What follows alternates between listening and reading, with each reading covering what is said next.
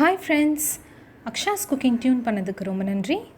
இன்றைக்கி நாம் பார்க்க போகிற ரெசிபி வீட் நூடுல்ஸ். கோதுமை மாவு வச்சு வீட்டிலையே எப்படி நூடுல்ஸ் பண்ணுறதுன்னு பார்க்கலாம். ரொம்ப ஈஸியாக குறைஞ்ச நேரத்தில் இதை செஞ்சு முடிச்சிடலாம்.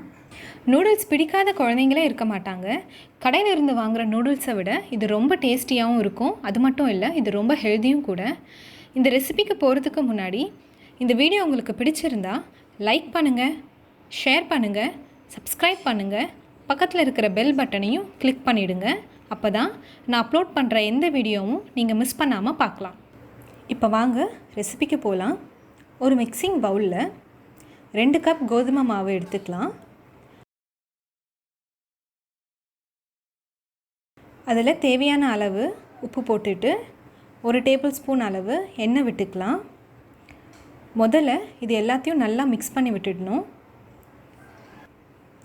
இதில் இப்போது கொஞ்சமாக தண்ணி ஊற்றி பிசைஞ்சிக்கலாம். எடுத்த உடனே நிறைய தண்ணி ஊற்றிடாதீங்க, கொஞ்சமாக ஊற்றி பிசையணும். இந்த ரெசிபிக்கு மாவு கொஞ்சம் டைட்டாக பிசைஞ்சிக்கணும். அப்போ தான் நூடுல்ஸ் கரெக்டான பதத்தில் கிடைக்கும்.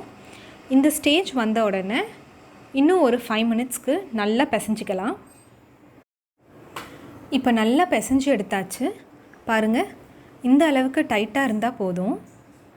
நாம் ரெகுலராக சப்பாத்திக்கு பிசைகிறத விட இன்னும் கொஞ்சம் டைட்டாக இருக்கணும், அவ்வளோதான். இப்போ இதை 30 மினிட்ஸ்க்கு க்ளோஸ் பண்ணி வச்சிடலாம்.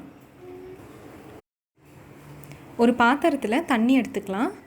அதில் 1 டீஸ்பூன் உப்பு போட்டுட்டு 1 டேபிள் ஸ்பூன் எண்ணெயும் விட்டுட்டு நல்லா மிக்ஸ் பண்ணி விட்டுடலாம்.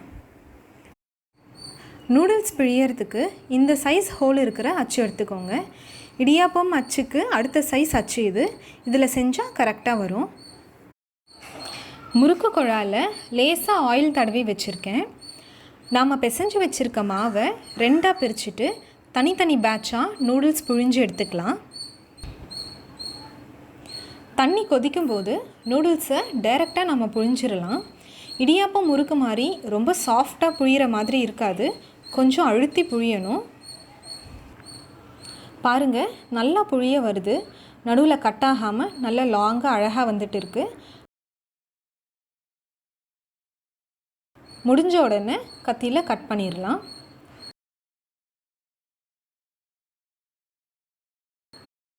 இது சரியாக 3 நிமிஷம் வெந்தாக்கா போதும்.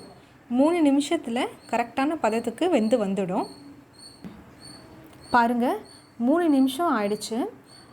இதை அப்படியே எடுத்து ஒரு பிளேட்டில் மாற்றிக்கலாம். சூப்பராக வந்திருக்கு வீட் நூடுல்ஸ். இதே மாதிரி அடுத்த பேட்சும் போட்டு எடுத்துக்கலாம். எல்லா மாவையும் நூடுல்ஸாக செஞ்சு எடுத்தாச்சு. இதில் 1 டீஸ்பூன் ஆயில் விட்டுட்டு 2 ஃபோர்க் வச்சு எண்ணெய் எல்லாத்துலேயும் படுற மாதிரி நல்லா மிக்ஸ் பண்ணிக்கலாம். பாருங்கள், எவ்வளோ பர்ஃபெக்டாக சூப்பராக வந்திருக்கு நம்மளோட வீட் நூடுல்ஸ். நூடுல்ஸ் லாங்காக வேண்டான்னு நீங்கள் நினச்சிங்கன்னா இந்த ஸ்டேஜில் சிசர்ஸ் வச்சு சும்மா ரஃப்பாக நீங்கள் கட் பண்ணிக்காங்க. எங்கள் வீட்டு குட்டீஸ்க்கு லாங்காக இருந்தால் தான் பிடிக்கும், அதனால் நான் கட் பண்ணாமல் அப்படியே யூஸ் பண்ணிக்கிறேன். பேன் ஹீட் ஆகிடுச்சு. ஆயில் விட்டுக்கலாம். இதில் இப்போது இஞ்சி 1 டேபிள் ஸ்பூன், பூண்டு 1 டேபிள் ஸ்பூன் போட்டு அதை லேசாக வதக்கிடலாம்.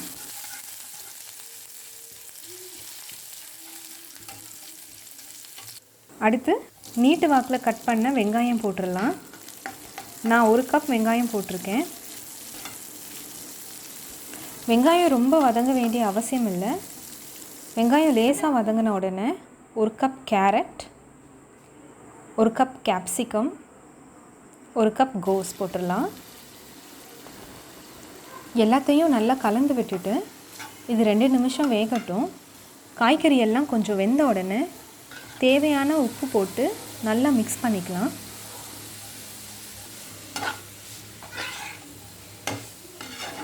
அடுத்து 1/4 டீஸ்பூன் கரம் மசாலா, 2 டீஸ்பூன் மிளகுத்தூள் சேர்த்து மிக்ஸ் பண்ணிவிட்டு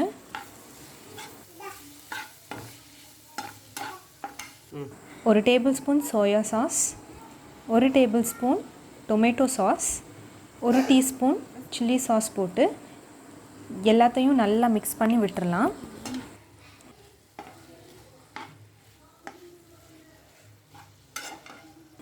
எல்லாத்தையும் நல்லா மிக்ஸ் பண்ண உடனே நாம் ரெடி பண்ணி வச்சுருக்க நூடுல்ஸை இதில் சேர்த்துடலாம்.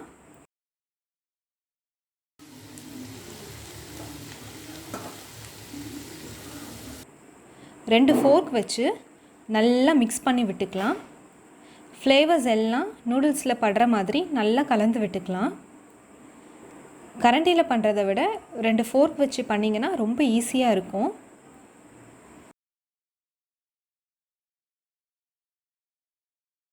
லாஸ்ட்டாக லெமன் ஜூஸ் விட்டுட்டு இன்னொரு வாட்டி நல்லா மிக்ஸ் பண்ணி விட்டுடலாம்.